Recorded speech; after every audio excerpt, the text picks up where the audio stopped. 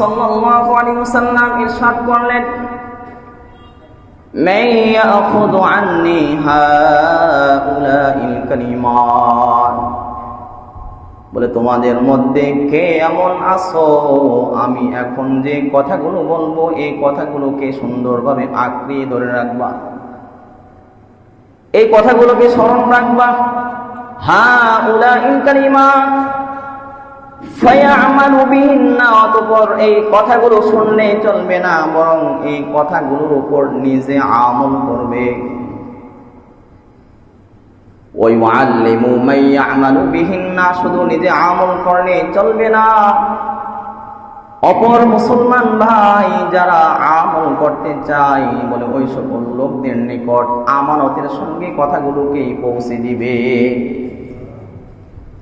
এই হাদিসের মাধ্যমে এই বিষয়টা স্পষ্ট হয়ে যায়, শুধু ওয়াজ শুনলেই হবে না, ওলামায়ে কেরামগণ ওয়াজ করবে, ওয়াজ শুনলেই চলবে না, বরং ওয়াজ শুনতে হবে কিসের নিয়তে?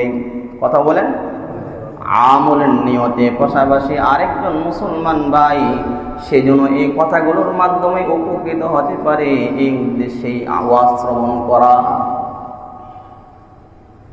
قال أبو هريرة رضي الله تعالى عنه قلت أنا يا رسول الله, আবু হুরায়রা রাদিয়াল্লাহু তাআলা আনহু বললেন, ইয়া রাসূলুল্লাহ, ইয়া হাবিবাল্লাহ, আমিও উপস্থিত, আপনার কথাগুলো শুনবো, নিজে আমল করব এবং অপর মুসলমান ভাইদের নিকট পৌঁছে দেব।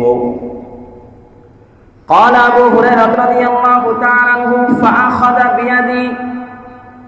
فأخذ بيدي فعد خمسا, আবু হুরায়রা রাদিয়াল্লাহু তাআলা আনহু বলেন, অতঃপর আল্লাহর নবী বিশ্ব নবী জনাবে মুহাম্মদুর রাসূলুল্লাহ সাল্লাল্লাহু আলাইহি ওয়াসাল্লাম আমার হাতটাকে অত্যন্ত শক্ত করে ধরলেন, বুকের পাঁজরের মধ্যে অত্যন্ত শক্ত করে ধরলেন।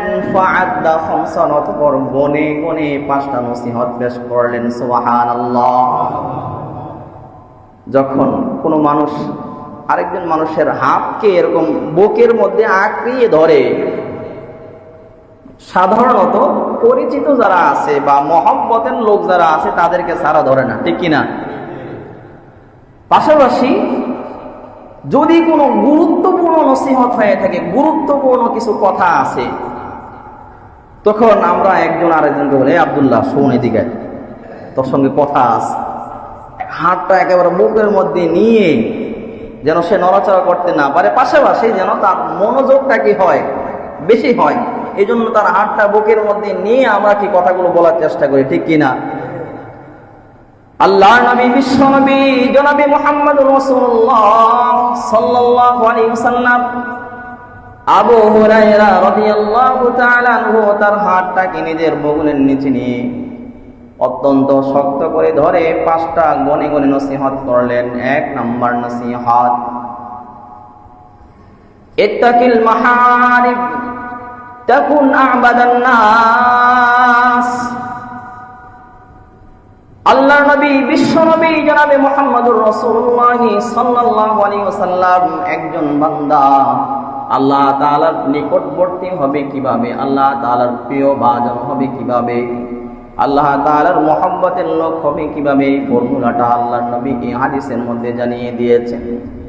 আল্লাহর নবী আবু হুরায়রা রাদিয়াল্লাহু তাআলা আনহুকে ডাক দিয়ে বলেন, ও আবু হুরায়রা, ইত্তাকিল মাহারিমা তাকুন আ'বাদান নাস, বলে তুমি সমস্ত প্রকার অন্যায় অশ্লীল পাপাচার কাজ ছেড়ে দাও, আল্লাহকে ভয় করে চলো, সমস্ত গুনাহের কাজ ছেড়ে দাও।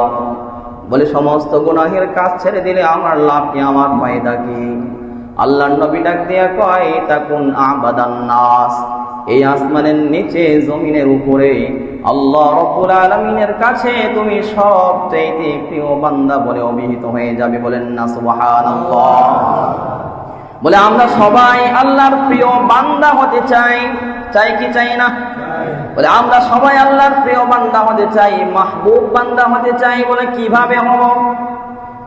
আল্লাহর নবী বিশ্ব নবী জনাবে মুহাম্মদুর রাসূলুল্লাহ সাল্লাল্লাহু আলাইহি ওয়াসাল্লাম নামাজের কথাও বললেন না, রোজার কথাও বললেন না, যাকাতের কথাও বললেন না, হজের কথাও বললেন না। বলে এগুলো করা কি আবশ্যক নয়? বলে হ্যাঁ, অবশ্যই আবশ্যক, তবে এর চাইতে আরো বেশি গুরুত্বপূর্ণ আবশ্যক বিষয় হলো গুনাহের কাজ থেকে সবসময় নিজেকে বিরত রাখা। কারণ আমাদের সমাজের মধ্যে অনেক হাজি গাজী আছে না নাই? অনেক বড় বড় হাজি আছে, অনেক বড় বড় গাজী আছে। সারা রাত নফল নামাজ আদায় করে, সারাদিন রোজা রাখে, সারা বছর রোজা রাখে, দান সদকা করে, কিন্তু নিজের স্ত্রীকে পর্দার সঙ্গে রাখার মতো সেরকম তৌফিকটা আল্লাহ দেন নাই। আছে না নাই? অনেক বড় বড় হাজি আছে, গাজী আছে, 5 ওয়াক্ত নামাজি আছে, 5 ওয়াক্ত নামাজও পড়ে সুদও খায়। আছে না নাই? 5 ওয়াক্ত নামাজও পড়ে ঘুষও খায়। আছে না নাই? 5 ওয়াক্ত নামাজও পড়ে মিথ্যা কথাও বলে। আছে না নাই? 5 ওয়াক্ত নামাজও পড়ে মানুষের গীবত শিকায়াত করে। আছে না নাই?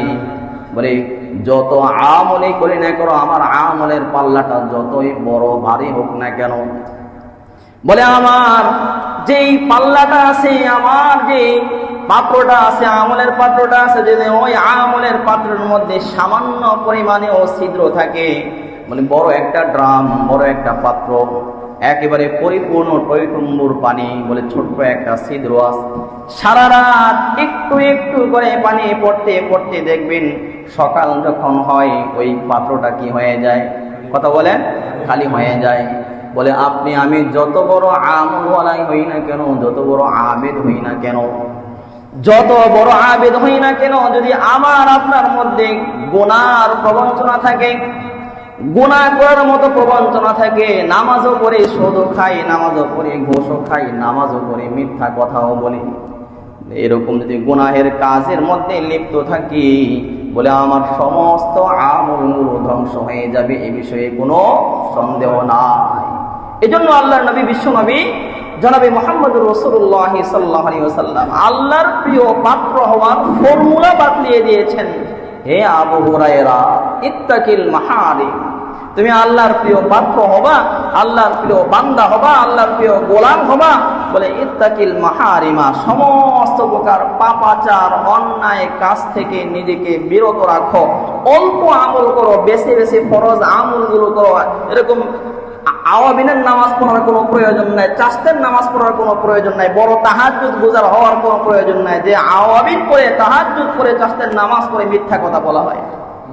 বলে অল্প আমল করো, দরকার হলে ফরজ নামাজগুলো আদায় করো, কিন্তু অন্যায় অশ্লীল কাজ থেকে, পাপাচারের কাছ থেকে, হারাম কাজ থেকে নিজেকে বিরত রাখো, ইনশাআল্লাহ তোমাকে এই অল্প আমলে জান্নাতের রাস্তায় পৌঁছে দিবে। সুবহানাল্লাহ। আল্লাহ নবী, বিশ্ব নবী জনাবে মুহাম্মদুর রাসূলুল্লাহ সাল্লাল্লাহু আলাইহি ওয়াসাল্লাম তিনি ইরশাদ করেন, ইত্তাকিল মাহারিমা তাকুন আবাদান নাস, সমস্ত প্রকার অন্যায় অশ্লীল কাজ থেকে, সমস্ত প্রকার পাপাচার কাজ থেকে নিজেকে হেফাজত রাখো। বলে হেফাজত রাখলে কি হবে? বলে তাকুন আবাদান নাস, এই জমিনের উপরে তুমি সবচেয়ে শ্রেষ্ঠ বান্দা হয়ে যাবা।